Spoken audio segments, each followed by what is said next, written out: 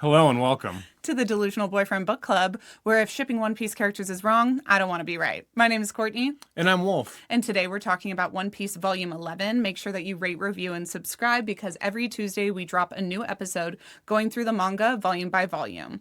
This week we are covering chapters 91 through 99. So if you're reading on the Shonen Jump app, you're going to want to read those chapters. And if you're reading the volumes, you want to pick up volume 11. So just to jump right into this volume, we ended in Arlong Park last volume with Luffy fighting Arlong. And Wolfgang, can you take us from there? He had his dentures, his different shark teeth in his hands, and he started fighting back. It's a lot of biting because he's a shark. Luffy takes his dentures, puts it in his mouth, bites Luffy. Arlong becomes a missile and starts shooting back and forth out of the water. The fight's kind of short. I prefer this fight in anime form, to be honest. It was really sick in anime. After he turns into this missile and shoots himself up at Luffy, escapes and jumps up to the top of the Arlong Park building. Yep. And when he's up there, he starts destroying the building. And I would say in anime form, this is definitely also a little bit cooler when it's full color and the explosions are happening in the anime. But it is still cool in the manga. So basically, Nami had a writing room where she drafted all of her maps at the top of Arlong Tower, and Luffy gets up there, realizes what it is, and it's basically a jail cell. It's where Nami has been held captive for 8 years to do work for Arlong. So when Arlong is telling him what's up there, this is 8 years of hard work that I have used Nami to procure, and now we're going to be able to take over the rest of the world because we have all of these maps. He looks at Luffy and he says, "How are you going to use her any better than I used her?" And Luffy loses his shit. He gets pissed off because you want to use her. I don't want to use her. I want her to be my friend and part of my crew. And I know the best way that I can save her from this past that you've put her through is to destroy all of this work so that she never has to see you again and you can't take over the world and none of her work as a cartographer can be used against her for evil. So Luffy starts destroying everything. Just wrecks the whole room. It's really emotional because Nami is watching from below and she starts crying because she can see what he's doing. He's obviously not going after Arlong anymore. He's going after destroying all of his maps. So she starts crying and she says, "Thank you, Luffy." And it's so sweet. I mean, it's a really nice moment because Luffy generally cares about his friends. The fight kind of shows that Luffy really cares about Nami and destroys the entire map room because this is where she was held prisoner for 8 years. And he just used her like he said. It's a stark contrast because the beginning of the fight with Arlong, he's using Gum Net and Gum Spear where he's stabbing Arlong with his feet and then he's stretching his fingers out. Catching him like a net. So it goes to show how One Piece can be really silly and then immediately be heartfelt and serious and deeper than just a fighting anime. So it's cool to see that juxtaposition in one or two chapters where we have a silly fight with Arlong go right into this act of sacrifice and service for Nami to help her heal her whole past trauma. Really beautiful. So they take down Arlong and then this fight's really cool because I like this fight because it shows in the One Piece world that there's things that are greater than humans. And that's these fishmen guys. And while Luffy does beat him, they're pretty powerful dudes. And so I like that fight. Yeah, and as we go through One Piece, I know that there are celestial dragons and the great sea monster and the fish people. So there's a lot of different species and a lot of different acts of God going on. And they're all fighting against each other. And we have this little human named Luffy who wants to take on all of them and beat all of them. And after Arlong is destroyed, we see Nami going back to the village with everybody, all of her friends, and Genzo, father figure, is happy for her and saying goodbye to her. Jiko is saying bye to her. Nami has stabbed her Arlong tattoo off of her arm, and she goes to the doctor and asks him to tattoo over it and give her this new tattoo that is going to be symbolic of her time in Cocoa Village. And the new tattoo is a pinwheel design with a tangerine on it. Did you like that? I loved it so much. Yeah. And I did remember this from the anime, how I got really choked up watching this as well. And I had this memory. I like the design, though, on the actual panel because you can really look at it better on the panel. You can take a moment and actually appreciate it. It does, unfortunately, because it's a pinwheel, kind of resemble a swastika, and that is something that Oda has done a couple times with a couple different symbols. And I know in Japan it is called that symbol is called something different. It doesn't have the same connotation, but for me, I at one point really wanted Nami's pinwheel tangerine design, and you can't get past the fact that it looks like that. But her father figure always wore a pinwheel on his hat, and he's not wearing it. He's like the village sheriff, and he's not wearing it in this last scene. Everyone is like, where's your pinwheel? And he says, I don't need it anymore. And then we get a flashback to Nami's childhood, and she was crying. Every time Genzo would come around, she'd just be this like crying mess, and she was so scared of Genzo. And her mom Bellamere said, you can't come around Nami, you're gonna make her cry again. And he says, no, this time I'm wearing a pinwheel on my hat to make her laugh. I think it's going to work. And she says that won't never work. And then Nami starts laughing, and it brings her so much joy. And Genzo... Did you like this panel? I loved it so much. This flashback made me so happy. It's a good one. Something from the anime made me think that Genzo died. So I was like preparing myself for Genzo to die. He doesn't die. And I know you said that, and I was like, I think he's alive and well, and I believe he is. I think he is. Yeah. And I think what I was remembering was him putting his pinwheel down by Bellamere's cross. So we get this scene where he goes over to Bellamere's cross, and he puts his pinwheel down by it, and he pours a drink out for Bellamere, and he says, it's time for us all to laugh like fools and have a good time and move on with our lives. And he is basically like laying to rest this sad past, knowing that Nami is going to go on with the Straw Hats and laugh for the rest of her life and come back and visit them sometime soon. He doesn't have to worry about being the one who makes her laugh or take care of her anymore, because she's all grown up now. And he's done his job for Bellamere to protect the girls. Now they're ready to take care of themselves. And I like how Luffy is at the festival. They're having a big old celebration, and Luffy tries to find some kind of prosciutto melon. He goes way out of town and goes to the spot where Genzo's at, and Genzo is, don't ever make her upset or I will kill you. He's very much her father figure. Yeah, nice that he says that to Luffy, because he's like, Luffy's, I got it. Like, I got it, dude. I won't make her upset. And Luffy's so stupid. He's my condolences, but he can't say it. He's like, my compulpaplan. And Genzo's just, you're such a fucking idiot, but I've seen how strong you are, and I trust that you're going to take care of her. Go out, have fun, celebrate, and give her a good life. Make sure she comes back to visit. So then when the celebration is all over, Nami starts running for the boat, and she says, everybody set sail, draw the sails. And they're like, well, okay, are you sure you don't want to say bye to everyone? And she's running. And all of the villagers are like, Nami, don't leave. You can't leave without saying goodbye. And she's running through, and you're like, oh, she's trying not to make them sad. And then she jumps up on the boat, and she empties her pockets, and she has stolen all of their wallets, which is her way of making this goodbye not so serious. It's a great scene. It's such a good scene. And she's already told them that they can have all of Arlong's treasure and her 100 million berries. She wouldn't even keep a single berry for herself. So this way of stealing their wallets is like saying, don't worry, I have enough to survive, and I'm still smarter and trickier than all of you. I've left you all the money that you need. I have everything I need with my new crew. So they set sail. We get a funny scene where she pays Seagull for the newspaper.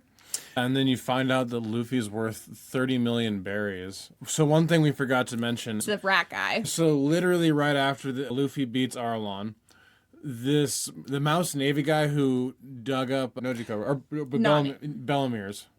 Bellamere had a tangerine grove, and Nami's treasure was buried in the tangerine grove. And this rat guy from the military was working with Arlong and promised to dig up all of Nami's treasure and give it back to Arlong so she couldn't pay him back. And they beat up the rat guy. They took the money back, and then the rat guy goes back to the military and phones HQ, and he's like, I need you to make up a wanted poster for the Straw Hat Pirates. Luffy, dead or alive. Luffy's wanted poster is 30 million berries. Usopp has a wanted poster because Sanji is like, you guys are taking this way too lightly. Usopp says, oh, when you have a wanted poster and you can feel like a badass, let us know if it's such a bad thing. And so Sanji and Nami are kind of just, you guys don't know what you've gotten into. The whole Navy is going to be after you now.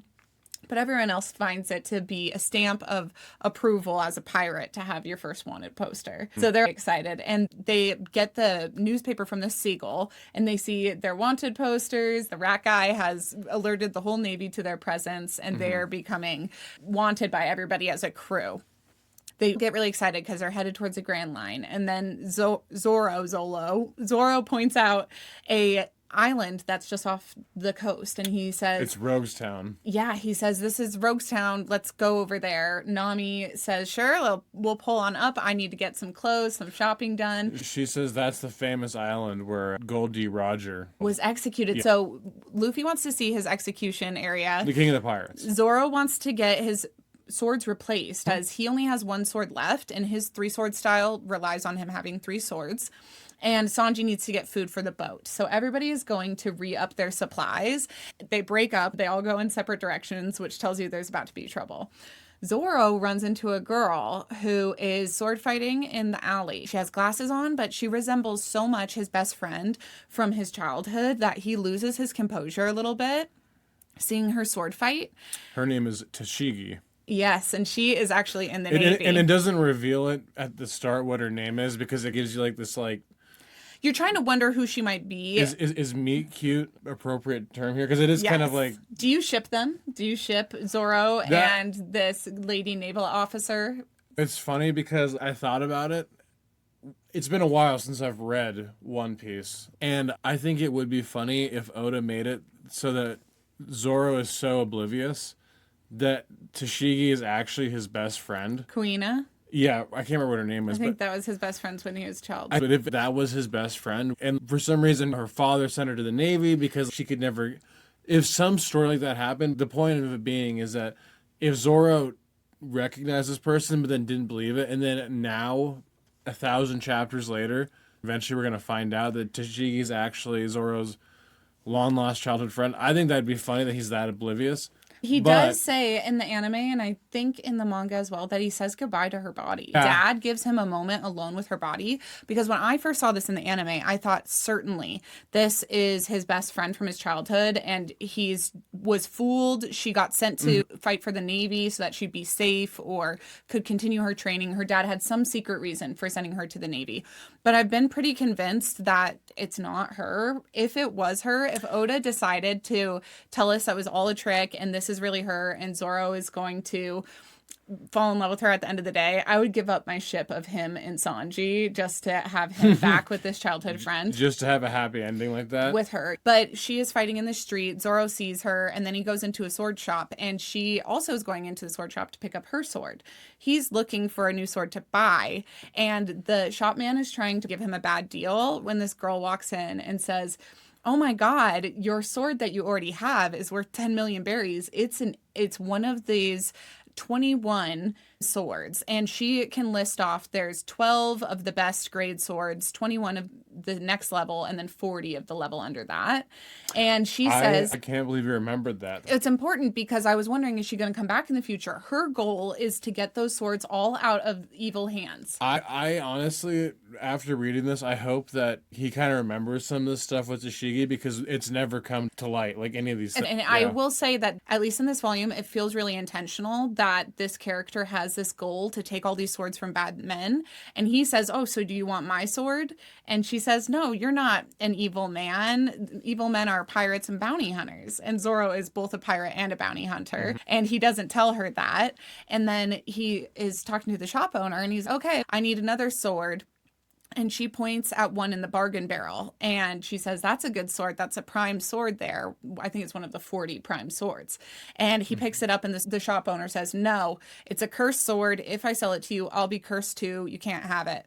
And Zoro says, let's see if the curse is stronger than my luck. Puts his entire hand out and just throws the blade. And the girl almost faints watching this. The panel shows the sword just missing Zoro's arm. And he has these balls to just poker face, not even look, sacrifice his whole arm. And Destiny would have it that he's supposed to have the sword, picks the swordsman.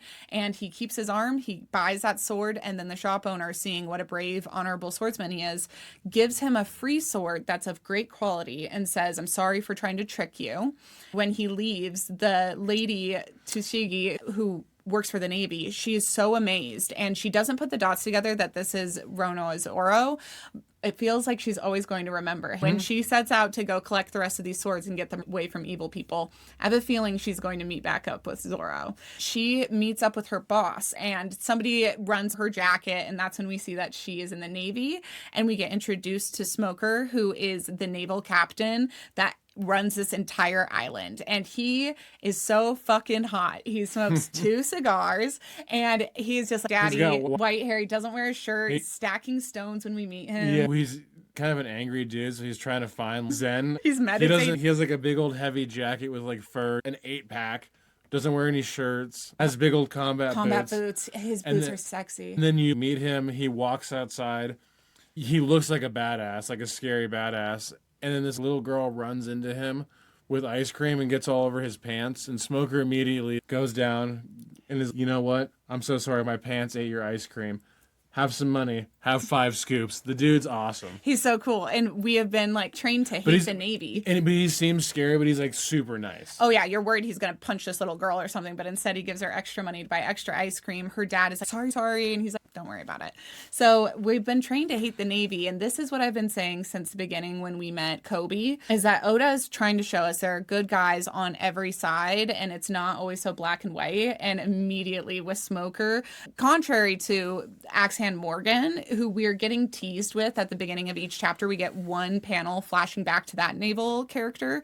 And he was such a bad Navy captain. The same thing with like little buggy panels on how he got his body back. It's just a preview panel at the beginning of each chapter. We get to see what's happening with past characters. So for a long time, the first 10 volumes, we were flashing back in the preview panel to Buggy. And now we're starting to flash back to the Navy boat where Hamepo and Kobe are. And the dad, Axehand Morgan, who used to be a naval captain, he's a prisoner on that boat. And we're watching him become rogue and take over the boat and take his own son captive. That's a really good example of a horrible naval captain who gives the Navy a bad reputation. And then Smoker, on the other hand, we're going to find out how powerful he is. And even though he's that powerful, he doesn't use his power to intimidate all the people on this island. In fact, it seems like he protects and takes care of the people on the island. He's a nice dude. And they rely on him to keep the pirates out and to keep everyone safe.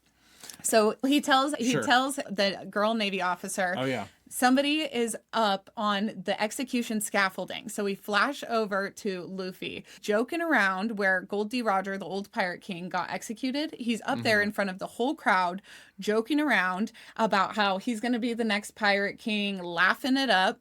Meanwhile, Sanji is buying new fish for the boat. Usopp is helping. Sanji's buying an elephant fish. Usopp is buying eggs for some reason. And hot sauce he wants to make stink bombs and hot sauce bullets. And then Nami is shopping. Yeah. Nami just has.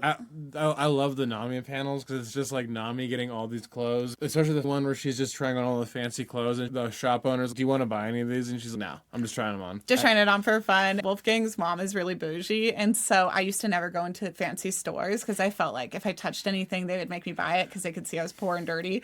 But Lola, his mom, would just be like, go in there, try it all on, ask them for the bag in a different color, even if you're not buying it. It's their job to service you, and you don't have to be rude, but go in and enjoy the store and realize that you're just as good as any other rich lady who's going in there, and you don't need to buy anything in order to try it on and to window shop and to ask to hold it and see if there's different strap colors. Make yourself feel good and then figure out what you want for the future when you can afford it. And that's what Nami's doing. She doesn't want to spend any of her money because she likes her casual clothes, but she wants to try it on because she deserves to go in there and feel beautiful like anybody else does, even if she doesn't decide to buy any of it.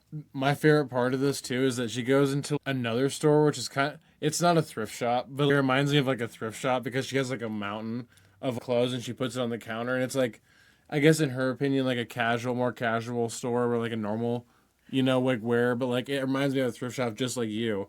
She's punk, and then when you see her in the anime and in the different arcs, she always has these kind of mismatched ragtag upcycled clothes on. And one of my favorites is a shirt of hers that says mode, and it has fishnet on the top, and then it's a tank top. Okay. And all these mini skirts. So her style is very defined. She's not a ball gown type of gal, where we will meet some characters in the future like Boa Hancock, who are very fashionable and have a full wardrobe of sexy, beautiful dresses.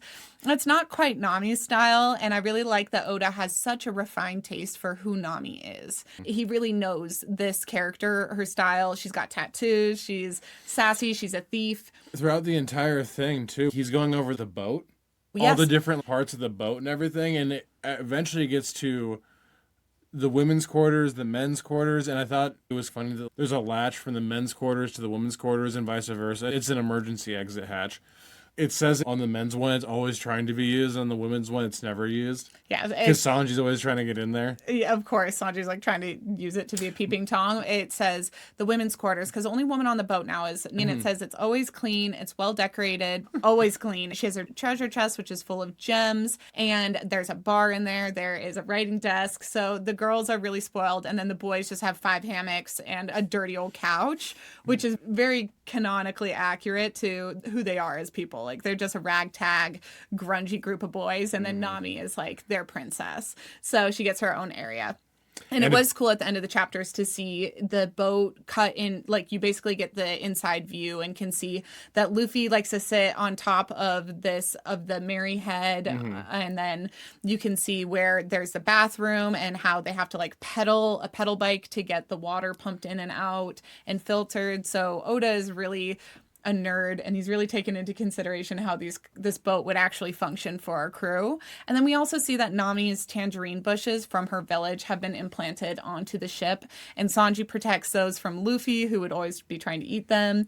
And it's turning into a much more sustainable home for everybody, where they could be out on the ocean for long periods of time and actually go to the Grand Line and maybe survive it because they have enough resources to get through. So we have them all broke up. Luffy is on the execution scaffolding, and everyone starts yelling at him to get down. And that's when Smoker grabs his people and says, "We got to get to this town center. There's pirates." So Zoro goes to see what's happening. But Usopp and Nami run back to the boat because Nami says there's going to be a storm. Sanji goes with Zoro. So the fighters are in the town square. Then Usopp and Nami are going back to the boat, and they see a familiar face, which is the guy who used to ride the lion in Buggy's crew. And he is going to go try to fuck with their boat. Meanwhile, he's burning it down if he can. And Buggy is in the town center, and he's there with Alvida. And Alvida was from the early volumes, and now she's very skinny. She says that she ate the slip fruit, which means that nothing can touch her or leave a mark on her. Because I didn't even know that she had a fruit power, and he just casually throws that out there. I've never heard of the slip fruit, and it sounds... It's volume 11, so it was always there. You just didn't pay attention. No, it went right over my head, but at the same time, I'm like... That might be the most useless fruit. It makes you beautiful. It makes it so nothing can mar you. In the last episode, you thought that Alvida got skinny because Luffy punched her so hard, but that's not what happened. She got skinny from eating this fruit. And then it's so funny because Luffy keeps saying, "You look a lot different than the last time I saw you." And she says, "It's just my freckles. They're gone. And I'm still as beautiful as I ever was." And I like this about her because regardless if she was bigger or she's skinnier, she's uglier, she's prettier, she always thinks she's the most beautiful woman in the world. And that's self-confidence for you. It doesn't matter what other people think. It comes from the inside. It comes from what you think of yourself. So she's yelling up at Luffy that she's going to make him fall in love with her. And Buggy is yelling up at Luffy that he's going to get him this time because he made it so his body parts went missing and he had to go on this wild adventure to get them back. And he's had to team up with Alvida. So they're both going to get him. They lock Luffy in the execution thing where your hands are in and your neck is in. It's a guillotine. A guillotine. A guillotine, yes. That's just a chopping block is what it technically is. There's a name for it, but neither of us know the name. It's where your head is in and your neck is in. And Buggy goes to chop his head off. And Luffy says, "Guys, rescue me." And when they can't rescue him, he just laughs and is, "Oh, I'm done for," and smiles and laughs. And at that moment, lightning strikes, sets him free, and he gets away. Meanwhile, Smoker is watching, and he looks at his Navy buddies and he says, "Have you ever seen anyone laugh before they got executed before?" And everyone says no. And he says, "I did 20 years ago when Goldie Roger was up there. He laughed before he died. And it looks just like this boy. I feel like this is divine intervention that he just got saved. There's something destined going on here." And then the storm rolls in and they've got a wind behind their backs and all of the Straw Hat Pirates are going to get on their boat. And he says, "I swear on my honor, I will get these pirates. No pirate has ever escaped my island." So Smoker is hot on their heels. They're about to get away. And that's the end of this volume. Yeah, no, it's a great volume. I love this volume so much. Who is your delusional boyfriend from this volume? Probably Smoker. Smoker? Yeah, just because of the little girl part with the ice cream and everything. I think that's really cool, but also... He's hot as fuck. Yeah, it could also be Tashigi because I really like that whole first meetup with Zoro and Yeah. her. That's really fun. You have to pick one.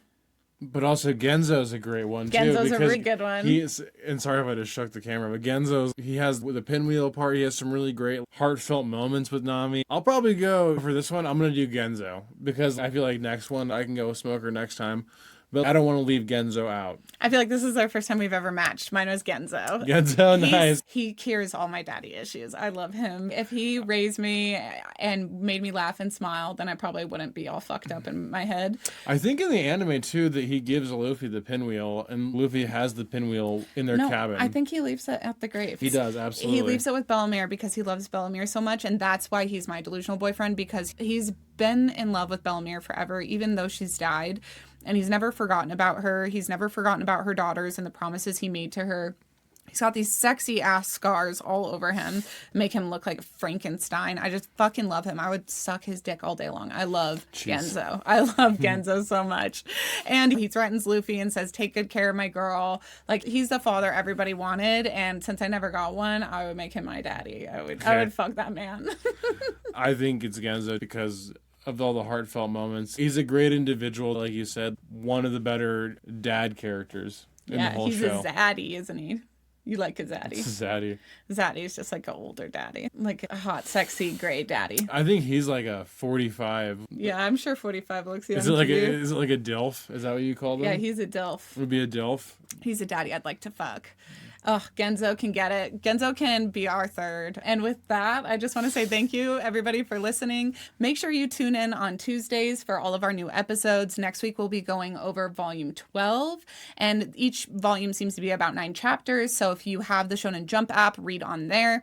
If you have not already, rate, review, and subscribe to the podcast. It helps us a lot. And if you're listening on the podcast apps, leave us a little review on Spotify or Apple Podcasts. Give us 5 stars. And turn on your auto downloads so that if we do any bonus episodes or doing any surprise content, it's delivered immediately to your library. And until next time, remember, sometimes the delusion is the solution. Bye. See you guys.